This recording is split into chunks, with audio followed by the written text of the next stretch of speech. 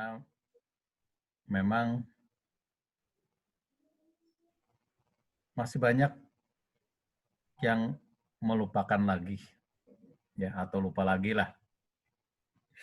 Berhubung materi ini disampaikan dalam satu semester di materi tentang sistem informasi, ya. Apalagi kalau di manajemen itu mungkin belum dapat, ya. Tapi sebenarnya di materi yang lain mungkin sudah ada. Tapi saya lupa kalau manajemen itu cuma SIM kalau nggak salah informasinya, SIM informasi itu. Ya. Jadi saya lebih tekankan lagi pemahaman tentang mekanisme pengembangan sebuah sistem informasi. Ya, jadi sesuai dengan judul mata kuliah Manajemen Information System atau MIS, itu kita bertindak sebagai pengembang atau orang yang memiliki kompetensi untuk mengembangkan atau membangun sebuah sistem informasi atau memahami, menganalisis sebuah sistem informasi, ya, secara menyeluruh, ya. Semua sistem informasi yang ada dalam sebuah perusahaan minimal, ya, ya syukur-syukur bisa negara, tapi kayaknya agak sulit, ya. Tetapi salah satu organisasi atau salah satu perusahaan lah, kita memahami konsep pengembangannya. Nah, dalam proses pengembangan itu yang harus kita pahami adalah bagaimana kita memilah atau menurunkan, mendekomposisi sebuah sistem itu menjadi komponen-komponen yang lebih kecil agar kita bisa mengetahui lebih jauh tentang mekanisme sebuah sistem, agar sistem informasi bisa dibangun. Ya. Saya review ulang dari awal bahwa sebuah sistem informasi itu memiliki minimal sebuah sistem minimal memiliki 3 level: supra, sistem, dan subsistem. Ya, jadi itu yang harus Anda pegang. Ya, karena kalau misalkan Anda nggak paham tentang itu, sudah, dadah, UTS Anda tidak akan pernah bisa. Saya yakin itu. Ya, jadi pertama, Anda harus pahami bahwa setiap sistem, sebesar apapun sistemnya, apapun sistem informasinya, apapun prosedur yang ada atau mekanisme sebuah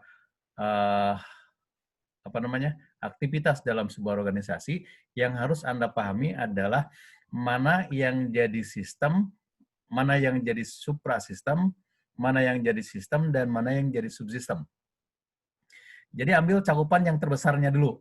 Sebesarnya tentang apa? Nah, bagaimana kita membagi itu? Yang harus Anda pahami adalah ke konsep awal, yaitu karakteristik sistem. Ada 7, ya. 1 ada lingkungan. Saya nggak menyebutkan bahwa sistem itu 8 sebenarnya, ya, karakteristik. Ada komponen, ya. Tapi komponen saya abaikan, ya, sementara, karena komponen-komponen itu pasti ada. Jadi ciri-cirinya, 1 ada lingkungan. Ya, lingkungan itu adalah komponen dalam sebuah sistem. Ya. Yang kedua itu batasan sebuah sistem. Jadi kalau misalkan sekarang kita punya batasan, kita punya lingkungan, kita bisa memahami mana yang jadi suprasistem atau yang mana jadi sistem utamanya, sistem terbesarnya, dan mana yang jadi lingkungannya atau pihak luar atau sistem luar yang memicu atau yang memberikan masukan agar sebuah sistem beraktivitas. Itu ya. Itu yang saya sampaikan. Jadi pertama lingkungan, yang kedua batasan. Yang ketiga saya acak, ya. Saya acak. Kalau di catatan atau di slide, di handout itu interface. Nah, saya acak langsung masuk ke input. Ya. Ada lingkungan, ada batasan, maka ada input. Nah, jika ada lingkungan, maka ada komponen sistem luar, sistem lain, yang dibatasi oleh batasan tersebut akan memberikan masukan, memicu aktivitas, memicu sebuah sistem itu agar beraktivitas. Itu yang disebut dengan input. Jadi kalau ada lingkungan, pasti ada input. Dapat dari mana inputnya? Tergantung dari batasannya. Jadi kalau batasannya seperti apa, maka inputnya itu akan seperti ini dan lingkungannya adalah seperti ini. Kurang lebih seperti itu. Ya. Jadi lingkungan, batasan, input. Nah, kalau misalkan ketiga komponen itu ada, atau paling tidak minimal input, maka ada yang disebut dengan proses, atau sistem, atau aktivitas kegiatan, ya, atau transaksi lah, apapun namanya. Jadi kalau misalkan sekarang ada input, pasti ada proses. Inputnya apa? Ya, maka prosesnya adalah ini. Jadi input akan mempengaruhi proses. Proses akan bergantung pada input, gitu ya, timbal balik. Nah, kalau ada proses, maka ada output. Ya. Jadi kalau ada proses, pasti ada output. Jadi kalau misalnya sekarang ada lingkungan, maka ada sistem lain yang memicu atau memberikan masukan ya terhadap sebuah sistem berdasarkan pada batasannya. Kalau ada batasan pada aktivitas yang dikerjakan atau sebuah sistem yang dikerjakan sesuai dengan batasannya. Gitu. Kemudian kalau misalkan ada proses, proses itu sudah dilakukan karena ada input, maka akan menghasilkan sebuah output. Gitu ya. Nah, jadi lingkungan, batasan, input, proses, output itu udah ada 5. Yang 2 yang mana? Dua apa saja? Yang 2 itu interface dan tujuan. Ya. Sebenarnya sih saya tidak menganggap tidak penting tujuan, tetapi saya abaikan dulu ya, biar Anda tidak terlalu bingung bagaimana mendeskripsikan sebuah sistem berdasarkan pada mekanismenya. Itu aja dulu lah. Lingkungan, batasan, kemudian input, proses, sama output. Nah, kemudian input lingkungan, batasan, input, proses, output. Kemudian ada tujuan. Setiap proses, setiap sistem pasti ada tujuannya. Nah, interface itu sebenarnya penghubung antar sistem. Mana yang disebut interface? Adalah input sama output. Karena input berasal dari lingkungan, output tujuannya, targetnya adalah ke lingkungan. Jadi input dan output adalah penghubung interface. Jadi kalau misalnya mana interface-nya? Ya, mana interface-nya? Ya cari aja input sama output-nya. Itu aja. Itu interface. Kalau tujuan mana? Aktivitas itu dilakukan, proses itu dilakukan, tujuannya untuk apa? Untuk menghasilkan output seperti ini atau untuk menghasilkan sebuah informasi yang digunakan oleh pengambil keputusan agar bisa mendapatkan sebuah solusi, apapun itulah. Ya. Jadi tergantung masukannya. Ya, aktivitasnya apa? Itu yang harus dipahami ya. Saya tidak akan panjang lebar, hanya mengingatkan saja. Ya, seperti itu. Nah, di dalam sebuah pengembangan sistem informasi, karena proses pengembangan sistem informasi itu sebuah mekanisme yang terstruktur, maka ada perangkat alat yang dipergunakan untuk mempermudah mendefinisikan atau memahami sebuah sistem yang disebut dengan model. Nah, yang saya sampaikan baru sampai dengan model proses yang disebut dengan data flow diagram. Itu materi terakhir ya, materi kemarin yang saya sampaikan. Ya. Jadi kalau misalkan data model atau perangkat permodelan sistem yang digunakan salah satunya adalah data flow diagram, dipergunakan untuk mempermudah memahami sebuah sistem, mana yang jadi supra, mana yang jadi sistem, mana yang jadi subsistem. Apa yang dikerjakan oleh supra, apa yang dikerjakan oleh sistem, apa yang dikerjakan oleh subsistem, apa input bagi supra, apa input bagi sistem, dan seterusnya. Semuanya komponennya sama. Suprasistem punya lingkungan, punya batasan, punya interface, punya input, punya proses, punya output, punya tujuan. Sistem juga sama. Sistem punya lingkungan, punya batasan, punya input, punya proses, punya output, punya batasan, punya tujuan, punya interface. Subsistem juga sama, ya. Seperti itu. Jadi kalau misalkan sekarang bagaimana kita menetapkan sebuah sistem, bisa kita gunakan sebuah model. Ya, modelnya menggunakan data flow diagram. Kenapa saya gunakan data flow diagram? Itu diagram yang atau model yang sederhana, yang mudah untuk dipahami. Kenapa? Salah satunya adalah simbol atau notasi yang dipergunakan tidak terlalu banyak. Cuman ada 4. Ya.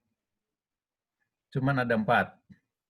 Satu, yang paling mudah, lambang proses. Lingkaran, ya. Saya nggak akan nyebutkan, memang lebih dari 1.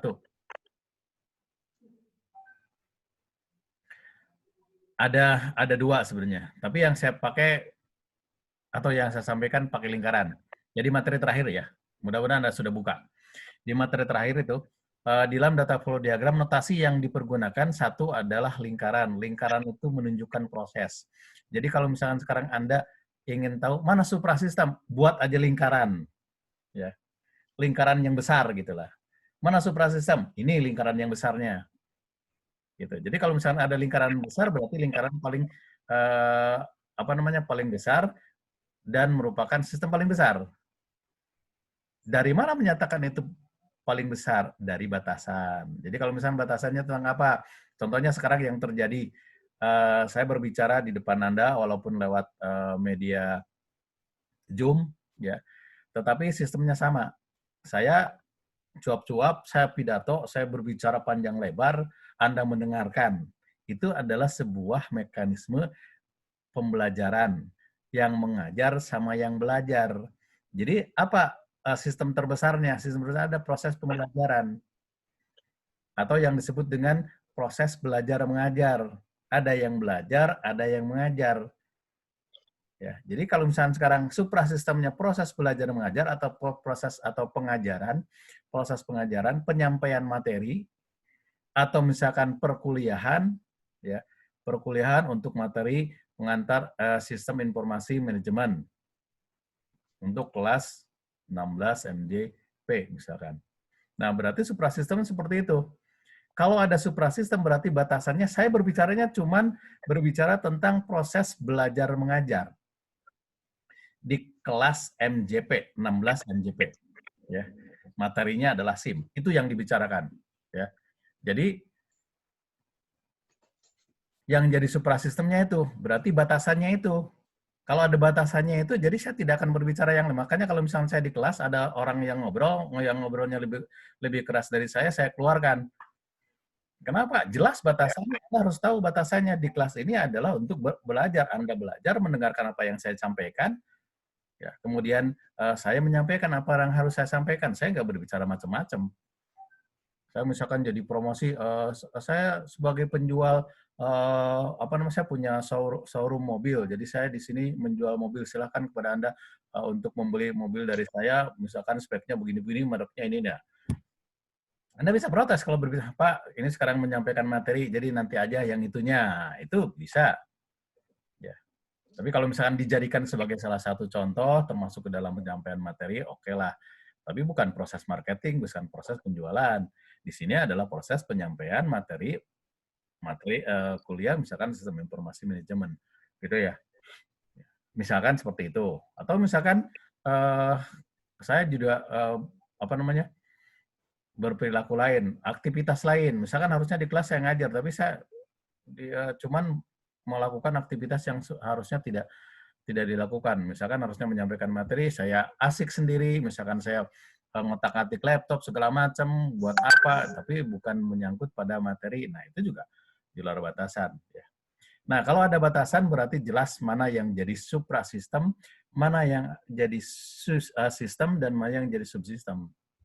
Tadi saya katakan batasannya adalah proses penyampaian materi atau belajar mengajar. Berarti di situ sudah ada 2 komponen. Yang satu yang belajar, yang satu yang mengajar. Nah, itu sistemnya. Yang belajar dengan yang mengajar memiliki subsistem. Yang mengajar punya subsistem. Satu, saya punya sistem penyampaian materi dalam bentuk slide. Berarti kalau misalnya penyampaian materi dalam bentuk slide, PowerPoint, saya harus punya laptopnya, saya punya aplikasinya, kemudian saya ada materinya disampaikan, kemudian ada media yang dijadikan sebagai outputnya, layarnya, ya. Kemudian juga saya bukan hanya menyampaikan itu, ada mekanisme lain. Apa? Saya jelaskan apa yang tertera dalam sebuah slide. Saya menjelaskan, saya menerangkan apa isi materi dari sebuah mata kuliah dengan sistem yang ada gitu ya. Nah, itu disampaikan. Berarti saya punya beberapa subsistem. Satu, saya sampaikan dengan slide. Berarti ada sistem untuk penyampaian dalam bentuk slide. Yang kedua, saya berbicara. Saya menerangkan. Berarti ada sistem lain atau subsistem lain selain penyampaian dalam bentuk slide. Itu berbicara misalkan. Kemudian saya juga menulis. Apa yang saya sampaikan, saya contohkan dalam berarti sudah berapa subsistem yang saya miliki. Gitu. Saya menyampaikan, saya berbicara, saya menulis, misalkan saya juga menyajikan slide-nya, seperti itu. Jadi itu yang terjadi. Jadi kalau misalkan sekarang sebuah batasan sistem akan mudah mengidentifikasi sistemnya. Tadi saya katakan sistemnya tadi mengajar sama belajar. Yang mengajar saya punya beberapa subsistem. Nah, kemudian Anda juga sama sebagai sistem belajar. Yang belajar siapa? Mahasiswa. Tugasnya apa? Belajar, menerima materi. Apa materi yang disampaikan? Ya.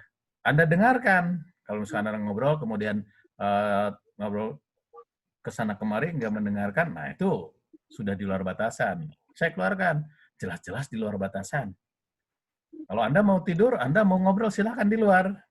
Karena di mekanisme ini, sistemnya adalah belajar. Belajar itu salah satunya adalah mendengarkan. Memahami apa yang disampaikan. Setelah Anda memahami atau Anda mendengarkan, silahkan Anda catat. Kalau ada yang tidak mengerti, silahkan Anda sampaikan. Dan seterusnya. Itu subsistem yang Anda miliki. Jadi yang belajar atau mahasiswa memiliki subsistem lain. Mahasiswa bukan hanya satu. Ada 3, 4, 5, dan seterusnya. Berarti si A itu subsistem dari belajar. Jadi yang belajar itu si A. Yang belajar itu si B. Yang belajar itu si C. Yang belajar itu si D. Si A punya subsistem dari subsistem yang lain. Terus. Gitu. Nah, semuanya sistem supra sistem tadi saya katakan kalau menggambarkan sistem dengan model data flow diagram cukup gambarkan dengan lingkaran. Jebret aja lingkaran gampang ya. Lingkaran ini terbesarnya lingkaran. Ya. Sistemnya siapa saja? Sistemnya apa saja? Gambarkan di dalam lingkaran itu. Ada berapa sistem? Tulis saja. Kalau tadi ada 2 misalkan yang belajar sama yang berarti 2. Kemudian yang belajar sistemnya apa saja? Ada 3, tulis 3, ada 4, tulis 3, ada 2, ada 3, tuliskan. Yang mengajar juga sama, dan seterusnya. Ya. Seperti Anda memahami sebuah struktur organisasi. Direktur di atasnya atau presiden direktur, di bawahnya ada siapa, misalkan katakanlah saya ambil yang sederhana ya, kepala divisi lah. Misalkan dari direktur, kemudian ada kepala divisinya, dari kepala divisi ada kepala bagian apalah selain divisi itu. Ya. Kemudian dari kepala ini ada lagi turunannya, nah seperti itu. Jadi seperti struktur pohon. Pohon itu selalu konsisten. Batang terbesarnya itu pohonnya. Yang batang lebih kecil dari pohon itu batang. Lebih kecil dari batang adalah ranting. Yang lebih kecil dari ranting adalah daun. Satu ranting bisa beberapa daun. Satu dahan bisa beberapa ranting. Satu pohon bisa beberapa batang. Gitu ya. Paham ya? Itu model data flow diagram. Jadi hanya satu lingkaran menggambarkan sebuah proses. Baik itu supra, sistem, atau subsistem digambarkan dalam bentuk lingkaran. Ya, tuh. Satu. Kedua. Yang kedua adalah gambar lingkungan dinotasikan dalam bentuk kotak. Kotak persegi panjang atau persegi 4. Ya. Kotak persegi panjang atau persegi 4. Mana aja. Bisa persegi 4 mangga, persegi panjang mangga. Jadi itu menggambarkan lingkungan atau komponen luar atau sistem lain yang memberikan masukan terhadap sebuah suprasistem atau sebuah sistem atau subsistem untuk melakukan aktivitas. Memberikan masukan, input. Ya. Jadi kalau misalkan sekarang saya sebagai komponen sistem mengajar, Anda jangan turut campur, jangan saya bicara, Anda bicara. Karena tugas Anda belajar, menerima materi. Apa yang saya sampaikan, itu inputnya. Materi yang saya sampaikan, itu input bagi Anda melakukan proses belajar. Ya, berarti saya sebagai lingkungan. Anda tidak akan bisa melakukan proses belajar atau tidak bisa menerima materi atau memahami materi tanpa ada saya yang mengajar. Dan tanpa ada materi yang saya sampaikan. Nah, saya sebagai lingkungan itu gambarnya adalah kotak lingkaran. Ya, kotak yang menyatakan lingkungan. Nah, itu yang akan berinteraksi dengan proses lingkaran. Jadi kalau misalkan sekarang ada kotak, ada lingkungan, maka ada interaksi terhadap proses, terhadap lingkaran. Interaksinya apa? Dalam bentuk panah, menunjukkan input atau output. Lambang ketiga. Ya, jadi pertama lingkaran menyatakan proses, sistem, subsistem atau suprasistem. Yang kedua lingkungan digambarkan dalam bentuk kotak, persegi panjang atau persegi empat, yang menyatakan sistem atau sistem lain sebagai lingkungan. Kemudian yang ketiga interface atau penghubung dalam bentuk input. Input itu menunjukkan panah, ditunjukkan oleh sebuah notasi panah. Panahnya kemana? Kalau panahnya menuju kepada ke lingkaran, maka input. Kalau panahnya keluar dari lingkaran, menuju ke kotak, ke lingkungan, berarti output. 3. Yang keempat, data store. Atau database sama sebenarnya. Ya, data store bentuknya kotak, tapi ujungnya tidak ada tutupnya, terbuka. Ya, seperti ini nih. Nah, ini kan kotak. Kalau kotak begini, ya. Nah, ini kotak, ya. Tapi kalau misalkan data store seperti ini, ya, kotaknya. Jadi tidak ada tutupnya. Nah, itu biasanya digunakan untuk dokumen penyimpanan data.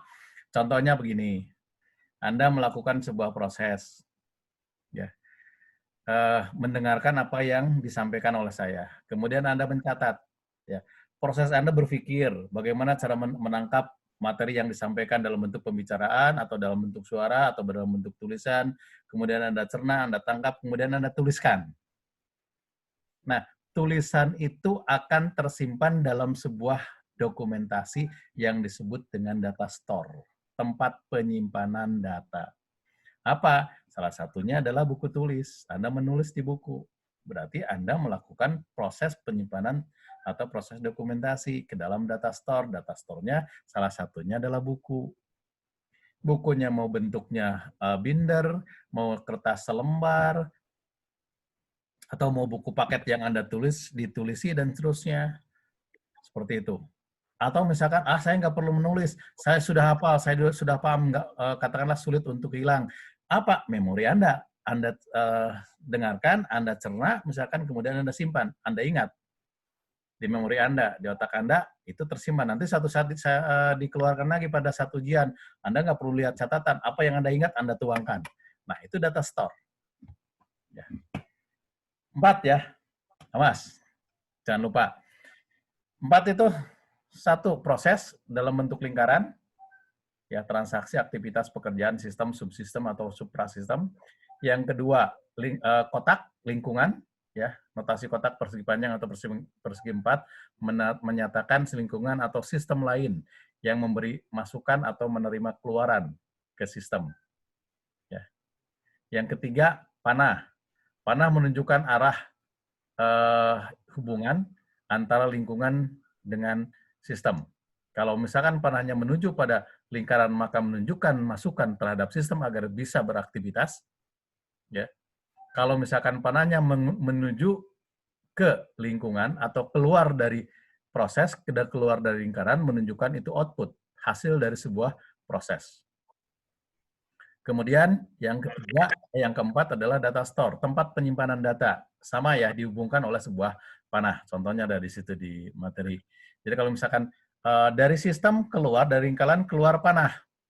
Panahnya menuju data store, berarti apa yang di dalam proses dilakukan itu tersimpan, diarahkan ke dalam sebuah output dalam bentuk data store. Jadi data store itu, lingkungan itu dari sebuah sistem bisa dalam bentuk lingkungan sistem lain atau penyimpanan data atau data store.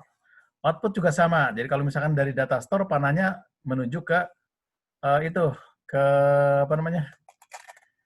Ke data store menuju ke proses. Sama ya. Kalau menuju ke proses berarti itu juga sebagai output. Sebagai input dari data store ke proses. 4 itu ya. Nah, bagaimana cara menghubungkannya? Tadi pahami dulu konsep pertama, 7 karakteristik pemahaman tentang sistem, kemudian alihkan ke dalam bentuk model. Ya, kalau ada misalkan gini, komponen dasar sistem adalah input, proses, output. Ya, berarti di situ ada proses lingkaran, ya. Kemudian ada input panah yang masuk ke lingkaran, ada output panah yang keluar dari lingkaran. Masuknya dari mana? Dari lingkungan. Lingkungannya apa? Bentuknya kotak, persegi panjang atau persegi 4. Outputnya kemana? Ke lingkungan. Panahnya menuju ke kotak lagi. Gitu ya. Paham? Itu yang harus Anda pahami. Jadi kalau misalkan, nah kita mau mau keluar dari sini, sekitar 10 menit lagi. Ada 10 menit, menurut saya cukup. Ya, nggak usah panjang lebar. Pokoknya saya hanya mengingatkan, gitu ya. Materi yang sudah sampaikan, nah nanti setelah UTS baru kita mengarah ke sistem yang lain, materi yang lain. Pokoknya ini pahami dulu. Kalau ini nggak dipahami, kesananya susah. Ya, itu aja. Dari pemahaman tentang sistem informasi, kemudian pemahaman tentang perangkat permodelan yang membantu memahami tentang sebuah sistem informasi. Ya, jadi 7 karakteristik itu Anda coba baca lagi, Anda pahami lagi, kemudian Anda coba implementasi, mengambil sebuah contoh. Ya, misalkan gini, saya sering pakai contohnya yang sederhana, yang sedikit menarik, kebiasaan orang Indonesia itu adalah makan bala-bala. Ya. Jadi kalau misalkan sekarang makan bala-bala, prosesnya itu adalah makan bala-bala, sistemnya, batasan sistemnya ada makan bala-bala, bukan makan pisang goreng. Ya, makan bala-bala. Berarti kalau makan bala-bala, prosesnya adalah mengunyah bala-bala, memakan bala-bala, memasukkan bala-bala. Berarti yang harus ada apa yang jadi inputnya. Kalau prosesnya adalah sistemnya adalah makan bala-bala, maka inputnya harus bala-bala. Nggak boleh pisang goreng. Kalau yang jadi inputnya bala-bala, maka yang dilakukan adalah memakan bala-bala. Itu prosesnya. Jadi kalau misalkan sekarang ada bala-bala, ya, yang kita makan, berarti ada input. Kalau ada input, berarti ada lingkungan yang ngasih, yang memberikan masukan, memberikan bala-bala. Siapa? Paling tidak penjual bala-bala, bukan penjual pisang goreng. Gitu ya. Outputnya apa? Itu yang bingung ya, tanda. Outputnya adalah bentuk lain. Ya, katakanlah data store. Kalau Anda makan bala-bala, kalau cuma satu, kalau dalam keadaan lapar bisa jadi masih lapar. Kalau dalam katakanlah posisinya tidak lapar, bisa jadi dengan satu juga sudah cukup kenyang. Katakanlah dalam posisi lapar, Anda makan bala-bala, belinya bala-bala satanggungan atau satu loyang, satu banyak lah pokoknya. Terus Anda makan atau lebih dari satu, Anda makan lama-lama apa? Kenyang. Outputnya kemana? Penyimpanan data store. Karena pada saat Anda melakukan proses mengunyah, itu akan ditelan. Kalau ditelan berarti disimpan ke dalam sebuah tempat penyimpanan data lambung. Gitu kan? Seperti itu. Outputnya ada. Output lainnya ada sebenarnya. Kenyang. Kenyang nggak kelihatan. Nah, saya implementasi secara fisiknya seperti itu. Jadi kalau misalkan sekarang, kalau misalkan Anda makan bala-bala, dikunyah, makan itu kan dikunyah. Kemudian ditelan. Nah, telan itu interface, output. Outputnya kemana? Ke tempat penyimpanan. Data store bentuknya. Jadi kotak sebagai lingkungan. Penjual bala-bala memberikan panah, masukkan panahnya adalah bala-bala, prosesnya adalah memakan bala-bala, outputnya ke penyimpanan, jadi kenyang, ke perut.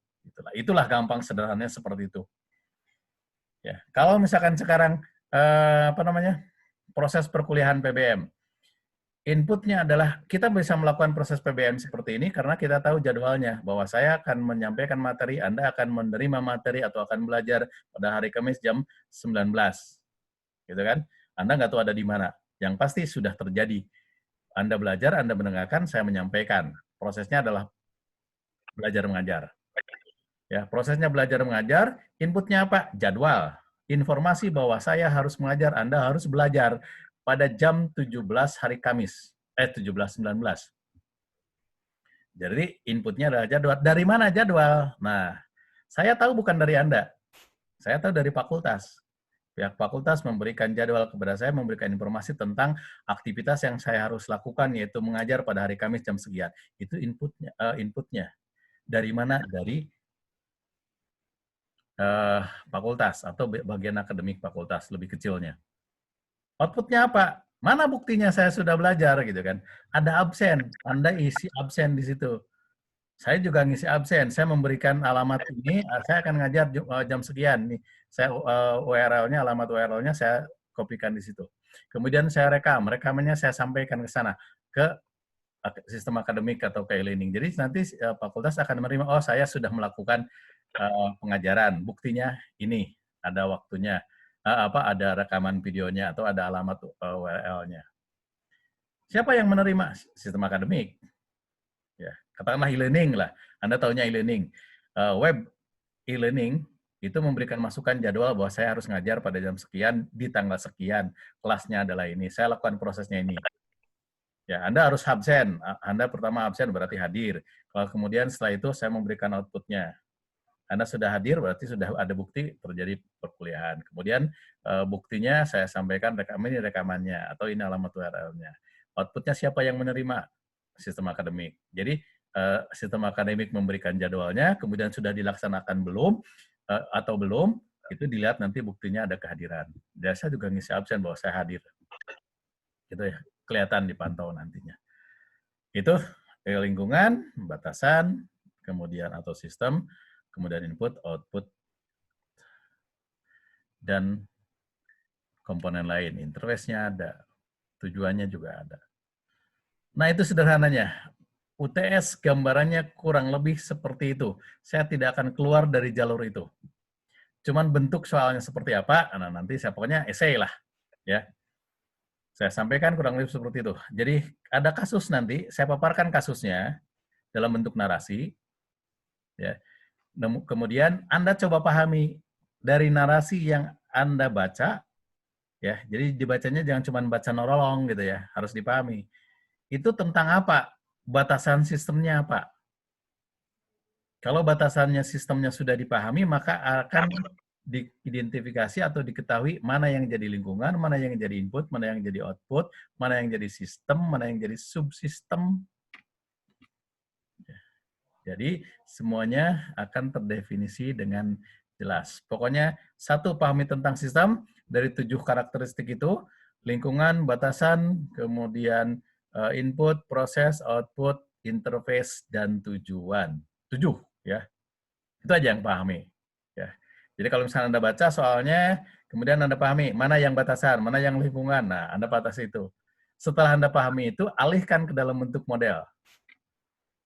Lingkaran, ada panah, ada kotak. 4. Lingkaran menunjukkan proses atau menunjukkan sistem, suprasistem atau subsistem. Kemudian kotak persegi panjang, persegi 4 menunjukkan lingkungan atau sistem lain yang memberikan masukan. Kemudian panah menunjukkan input jika arahnya ke lingkungan, tapi kalau ke proses, ke lingkaran, tapi kalau arahnya keluar dari lingkaran berarti output. Gitu. Interface, yang termasuk interface adalah input dan output. Kemudian tujuannya apa? Ya, berarti kalau misalkan proses belajar mengajar tujuannya apa? Berarti penyampaian materi. Itulah kurang lebih. Ya, jadi ada 2 komponen, 1 model, 1 sistem. Sistemnya dipahami, modelnya dipahami, klop. Waktunya tidak lama-lama. Sesuai dengan jadwal kuliah, 90 menit daring. Jadi Anda bisa buka buku santai dengan batas waktu yang sudah ditetapkan. Itu kurang lebih. Waktu kita masih punya 1 menit 46 detik. Ada yang mau ditanyakan? Sok di-unmute. Kalau ada yang mau ditanyakan. Jadwalnya tetap sama hari Kamis jam 7. Jam 7. Jam 8 lebih 10. Ya. Itu kurang lebih. Ada yang mau ditanyakan? Nggak ada?